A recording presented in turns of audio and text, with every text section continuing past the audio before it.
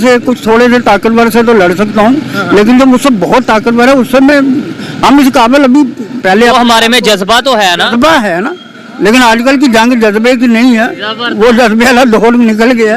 और साथ ही वो 1971 की वो जो पिक्चर्स हैं पाकिस्तान फौज की, वो जो सरेंडर की और जो जनरल न्याजी बैठे हुए हैं, वो पिक्चर्स भी दिखा रहे हैं just to give an impression कि देखें जनाब ऐसी बात नहीं है और आपने पहले भी ऐसे किया था। जो है वो बहुत बढ़ गई है। पहले 10 रुपए का 1000 अफगानी आ जाता था, अब जो है 2.5 अफगानी का 1 पाकिस्तानी रुपया आता है। ये लेकिन मैं सिर्फ ये कह रहा हूँ कि पाकिस्तान के अंदर वो क्लेम कर रहे हैं, तालिबान की जानिब से एक स्टेटमेंट आती है कि अगर पाकिस्तान पर यानी कि पाकिस्तान अगर तालिबान पर अटैक करता है या फिर अफगानिस्तान पर अटैक करता है तो उनकी कंडीशन 1971 में जो कंडीशन हुई थी यहाँ पर और सरेंडर करना पड़ा था पाकिस्तान की जानिब से एक स्टेटमेंट आती है कि अगर पाकिस्तान पर यानी कि पाकिस्तान अगर तालिबान पर अटैक करता है तो मैं तो पहले तो मुझे सुहेल शाहीन साहब के जो इस बयान से पे एतराज़ है।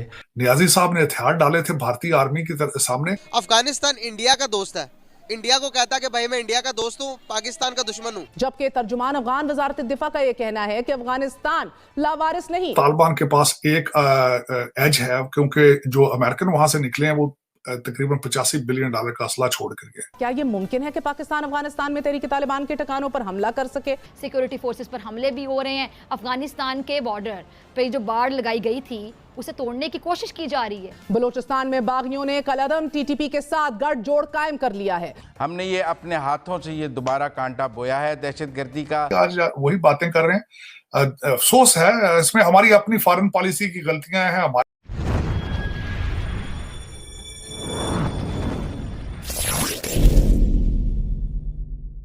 वीडियो रिकॉर्ड कर रहा हूँ, वो टॉपिक ये है कि पाकिस्तान अफगानिस्तान के रिलेशन आपके सामने दिन ब दिन ख़राब होते जा रहे हैं। इस पर ही पाकिस्तान के जो से डिफेंस मिनिस्टर हैं राना सनाउल्लाह, उन्होंने रिसेंटली स्टेटमेंट दी थी कि हम अफगानिस्तान के अगेंस्ट जो सा मिलिट्री ऑपरेशन कर सकते हैं अगर ये हालात ठीक ना हुए। उधर से रिएक्शन ये आया है कि अगर अफगानिस्तान के अगेंस्ट पाकिस्तान ने कुछ किया तो पाकिस्तान को 1971 की हिस्ट्री रिपीट करनी पड़ जाएगी। पहले तो ये बताएं 1971 की हिस्ट्री क्या ऐसी है कि जो हमें रिपीट करने में थोड़ा वो हिस्ट्री बिल्कुल वो सही कह रहे हैं, क्योंकि अफगानिस्तान को सिर्फ अफगानिस्तान ना समझे, हमारा जो KPK है वो भी अफगानिस्तान ही है। और अगर वो ये कहते हैं मतलब जाहिर है वो एक फैमिली है, सारी पश्तून है सारे वो, तो अगर ऐसा हुआ तो हम तो ये समझते हैं जो पठान कौम है, जो KPK के लोग हैं, जब अफगान पे उसके ऊपर कोई अटैक होगा तो वो समझे उनके ऊपर ही है। ठीक है, तो वो बिल्कुल एक ही बरादरी है। वो बिल्कुल सही कह रहे हैं कि जैसे 71 में बांग्लादेश हमसे अलहदा हो गया था, इसी तरह KPK भी हमसे अलहदा हो जाएगा। ठीक है, सीधी सी बात है कि एक तो ये है कि हम उनके ऊपर अटैक करें तो वो भी गलत है कि मुस्लिम कंट्री है। ठीक है, मुस्लिम कंट्री है, नेबर कंट्री है, और जब उधर तालिबान की हुकूमत आई हम तो बड़े खुश हो गए थे कि चले अब हमारे रिलेशन, और रिलेशन बेहतर हुए भी थे कुछ टाइम बेहतर हुए थे, और ये तो वही घर डूबता है। ठीक है, बेहतरी कैसे आएगी, रिलेशन बेहतर कैसे हो पाएगा अपने नेबर कंट्री के साथ? मेरे ख्याल से तो बहुत मुश्किल है, जो हालात पैदा कर दिए हमारे साथ खड़ा होने के लिए तैयार नहीं है, क्योंकि हमें इतना गिरा दिया गया है कि हम अपने आप को नहीं देख सकते शीशे में। ऐसा ही है, इन्होंने हमें इतना गिरा दिया। इंटरनेशनल लेवल पे जो हमारा इस टाइम इमेज है, हमारा कोई स्टेटस नहीं है इंटरनेशनल लेवल पे। पाकिस्तान जीरो का, हमने उम्मीद नहीं हारनी, हमने उम्मीद रखनी है, पाकिस्तान को बेहतर इमेज पे लेकर आना है। और वो तभी कैसे लेकर आएंगे? वो तभी शायद लेकर आएंगे जब हम अपनी गलतियों को मानेंगे, जब हमारे सियासतदान हमारे लिए सोचेंगे। ठीक है, जब हम दूसरों पे इल्जाम लगाना भी छोड़ेंगे। ठीक है ना, दूसरों पे इल्जाम जब लगते हैं जब इंसान खुद गलत होता है, दूसरों पे इल्जाम दे रहा होता है अपनी गलती छुपाने। चले, बहुत शुक्रिया। आइए मजीद किसी से बात करते हैं इसी हवाले से। अस्सलाम वालेकुम। वालेकुम सलाम। आपका नाम? चौधरी नसीर अहमद एडवोकेट। चौधरी नसीर अहमद एडवोकेट, जबरदस्त। मैं जिस टॉपिक पे वीडियो रिकॉर्ड कर रहा हूँ वो ये है पाकिस्तान और अफगानिस्तान के जो रिलेशन है, थोड़ा सा मुझे बताएं आजकल कैसे रिलेशन चल रहे हैं? बेसिकली जी अफगानिस्तान हमारा ब्रदर कंट्री है, नेबरिंग कंट्री है। ठीक है, हम फिर इस्लामिक कंट्री भी है। इस्लामिक कंट्री है। दूसरा ये है कि नेबर्स कभी भी चेंज नहीं होते। ठीक है, वो हमेशा साथ ही रहते हैं। तो हमें चाहिए कि ये हमारे जो ताल्लुकात हैं अफगानिस्तान के साथ बहुत अच्छे यूनिक मिसाली होने चाहिए। मिसाली होने चाहिए, जैसे लेकिन जी अभी अफगानिस्तान और पाकिस्तान को लेकर पाकिस्तान के जो डिफेंस मिनिस्टर हैं राना सनाउल्लाह साहब, उन्होंने स्टेटमेंट दिया कि हम अगर हालात ऐसे ही रहे, ऐसे ही अगर इश्यूज आते रहे तो हम मिलिट्री ऑपरेशन कर सकते हैं अफगानिस्तान के अगेंस्ट। वहां से रिएक्शन आया कि अगर पाकिस्तान ने मिलिट्री ऑपरेशन किया तो पाकिस्तान को 1971 की हिस्ट्री याद करवा देंगे। क्या कहना चाहेंगे इस पे? बेसिकली ऐसे स्टेटमेंट्स नहीं आने चाहिए ना, हमारी गवर्नमेंट को भी नहीं ऐसे स्टेटमेंट, जो हमारे स्टेक होल्डर्स हैं उनको ऐसे गैर जिम्मेदाराना स्टेटमेंट्स नहीं देनी चाहिए। और इनके रद्द अमल में जो उनके स्टेटमेंट आए हैं उनको भी थोड़ा सा रिलैक्स रहना चाहिए था, लेकिन चूंकि वो रद्द अमल में था तो रद्द अमल वाला जो स्टेटमेंट है वो सेकेंडरी स्टेटमेंट है। बेसिकली तो जो ज्यादती कर रहे हैं जो वो हमारे स्टेक होल्डर्स कर रहे हैं, उनको ऐसे स्टेटमेंट्स नहीं देने चाहिए। अच्छा, ये स्टेटमेंट के अलावा वैसे क्या ज्यादती कर रहे हैं हम लोग? क्या ऐसा कर रहे हैं कि अफगानिस्तान वाले नाराज हो रहे हैं, या फिर हमारी कोई गलती नहीं?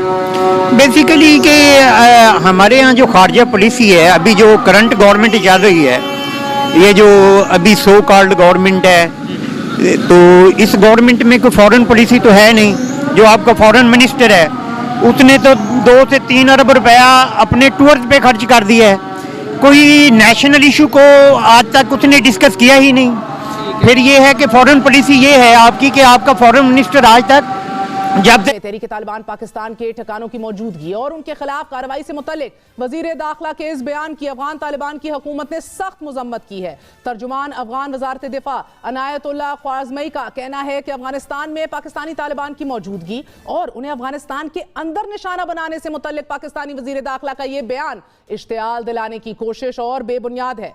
पाकिस्तानी हुक्काम के ऐसे दावे दोनों मुल्कों के दरमियान अच्छे ताल्लुकात के लिए नुकसानदेह हैं। TTP के ठिकाने पाकिस्तान में हैं, जबकि तर्जुमान अफगान वजारत दिफा का यह कहना है कि अफगानिस्तान लावारिस नहीं और माजी की तरह अपनी खुद मुख्तारी और आज़ादी के लिए तैयार है। तालिबान की जानिब से एक स्टेटमेंट आती है कि अगर पाकिस्तान पर यानी कि पाकिस्तान अगर तालिबान पर अटैक करता है या फिर अफगानिस्तान पर अटैक करता है तो उनकी कंडीशन 1971 में जो कंडीशन हुई थी यहाँ पर और सरेंडर करना पड़ा था पाकिस्तान की मतलब जो भी एस्टेब्लिशमेंट थी और जो भी मुआहदे हुए उस तरह का सिनेरियो दोबारा क्रिएट हो जाएगा अगर पाकिस्तान ने अफगानिस्तान पर कोई अटैक किया तो। सर, आप इस पूरे सिनेरियो को कैसे देखते हैं, क्या कहना चाहेंगे?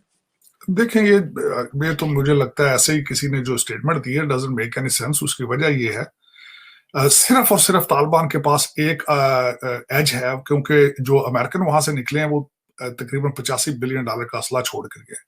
लेकिन ये है कि इस वक्त जो पाकिस्तान के हालात हैं, जिस तरीके से पाकिस्तान इस वक्त बिहेव कर रहा है, जिस तरीके से पाकिस्तान के अंदर एक पॉलिटिकल सर्कस बनी है, जिस तरीके से इकानमी खराब है, उस पे कोई लतीफा सुनाया जा सकता है, कोई ऐसी बड़ी बात नहीं है। ये तो मेरे ख्याल में किसी तालिबान ने लतीफे बनाने वाली बात की है, क्योंकि वो खुद अपने हालात उनके देखें कि अभी तक उनकी एडमिनिस्ट्रेशन को किसी ने एक्सेप्ट नहीं किया एज ए रजीम।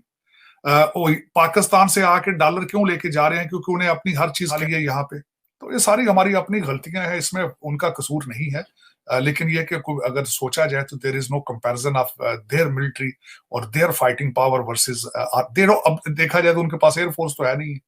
ये स्टेटमेंट देने वाले ने कितनी अजीब सी स्टेटमेंट दे दी है कि अगर देखा जाए उनके पास एयरफोर्स को नहीं, हमारे पास F-16 है और कई चीजें हमारे अपने चाइना के साथ मिलके खुद जो J-17 खुद फाइटर प्लान बना रहे हैं।